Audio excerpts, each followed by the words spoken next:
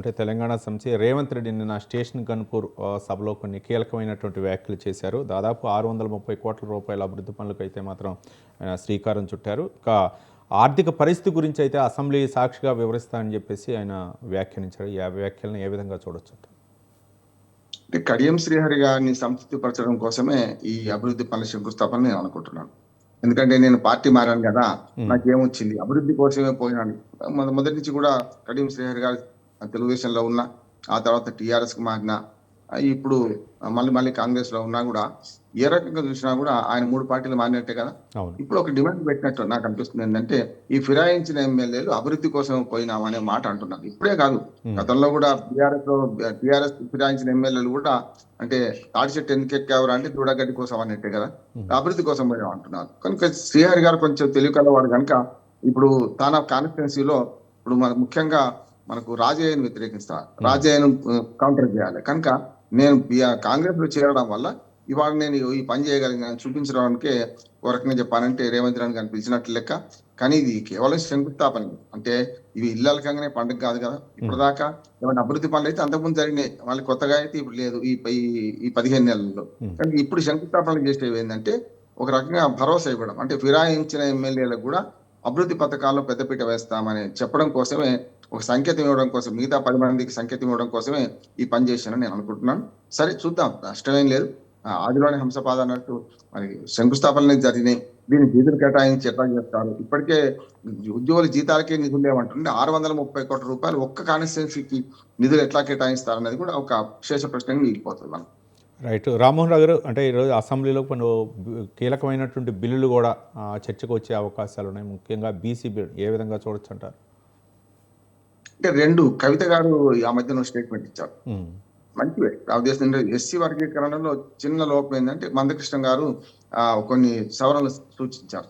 ఎందుకంటే విద్య మనకు ఏబిసిడి కావాలి, మాకు ఏబిసి చేసిండ్రు కనుక మాకు 9% ఇచ్చారు, 11% రావాల్సి ఉండే, మాలలకి ఏమో 5% ఇచ్చారు, వాళ్ళు 4% సరిపోద్ది అని చెప్పి ఒక మాట అన్నారు. దాన్ని సవరించిన దాఖలైతే మనకు కనపడతలేదు. ఇవాళ పెడతా అంటున్నారు బిల్లు కనుక అదొకటి ఉన్నది. రెండోది ఏంటంటే మనకు బీసీ రిజర్వేషన్ విషయంలో 2 బిల్లులు ప్రవేశపెట్టాలని. బీసీ రిజర్వేషన్ విషయంలో ఇప్పటికి 27% విద్యా ఉద్యోగాల్లో ఉన్నది బీసీలకు ఆల్మోస్ట్ ఆల్. అది మండల కమిషన్ నివేదిక తర్వాత వచ్చింది. కానీ ఇప్పుడు చేయాల్సిన పని ఏంటంటే విద్యా ఉద్యోగాలలోనేమో దాన్ని పెంచడానికి కేంద్ర ప్రభుత్వం ఒప్పుకోవాల్సింది, విద్యా ఉద్యోగాల్లో పెరగడం కష్టమే. ఒకవేళ చేసినా 42% ఇవ్వడం చాలా కష్టం అంటున్నాను. కేంద్ర ప్రభుత్వం ఒప్పుకోవాలి. కాబట్టి కేంద్ర ప్రభుత్వం మీద చెక్ పెట్టి ఇవాళ మేము తీర్మానం చేసాం, మీరు చేస్తారా అని. గతంలో కూడా కేసీఆర్ గారు ఉన్నప్పుడు, అంతకుముందు రాజశేఖర రెడ్డి గారు ఉన్నప్పుడు కూడా మరి ఈ ఈబీసీ రిజర్వేషన్ లో 10% వేస్తా అంటే 4%కి పరిమితం అయింది కదా. అంటే 50% రిజర్వేషన్ మించకుండా అనే ఏదైతే పైన క్యాప్ ఉందో దాన్ని మార్చకుండా వీళ్ళు రిజర్వేషన్ అయితే మార్చలేదు. కనుక బీసీ రిజర్వేషన్ బిల్లు ఒకటి రాజకీయ రిజర్వేషన్లు, రెండోది ఏమో మనకు విద్యా ఉద్యోగ రిజర్వేషన్. ఈ 2 వేరు బిల్లులు పెట్టాల్సింది. మరి లీగల్ సెక్షన్ పోయింది అంటున్నారు, మరి 2 వేరు పెడతారా, వాళ్ళు ఒకటే బిల్లు పెడతారా? ఒకటే బిల్లు పెడితే మాత్రం మళ్ళీ ఒక రకంగా చెప్పాలంటే కోర్టు చిక్కులు వస్తాయి.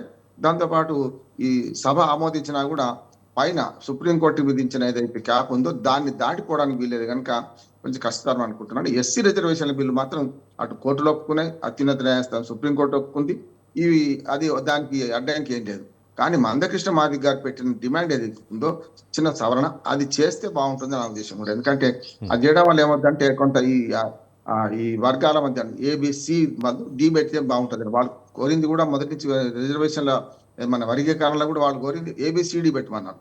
కానీ కొన్ని కులాలను మొత్తం అంతా గంపగుత్తగా చేర్చారని చెప్పి వారిని వేరు చేయాల్సిన అవసరం ఉందని చెప్పి మందకృష్ణ మాది గారు అంటున్నారు. కనుక ముఖ్యమంత్రి గారిని కలిసి వచ్చారు కూడా, ఆ ప్రతిపాదన తీసుకుపోయి స్పష్టంగా ఇచ్చారు. కానీ బీసీ రిజర్వేషన్ విషయంలో 2 ఉన్నాయి. ఒకటి లెక్కలు తప్పున్నాయి అంటున్నారు, మా బీసీ నాయకులే. కాంగ్రెస్ ఎమ్మెల్సీ సస్పెండ్ అయ్యండి అనుకోండి, తీర్మార్ మల్లారం గారు కూడా అదే మాట అన్నారు కదా. కనుక దాని మీద క్లారిటీ లేకుండా ముందుకెళ్తే మళ్ళీ వెనక్కిపోతారేమో అనిపిస్తుంది నాకైతే. Right. Thank you Bandaru Rammohan Rao garu, advocate మరియు రాజకీయ విశ్లేషకులు. వివిధ అంశాలపై వార్తా కథనాల్లో ప్రచురితమైన ప్రధాన అంశాలపై విశ్లేషణ అందించినందుకు ధన్యవాదాలు. ఇది ఇవాళ న్యూస్ కేప్. రేపు న్యూస్ కేప్లో మళ్ళీ కలుసుకుందాం. చూస్తూనే ఉండండి స్వతంత్ర న్యూస్.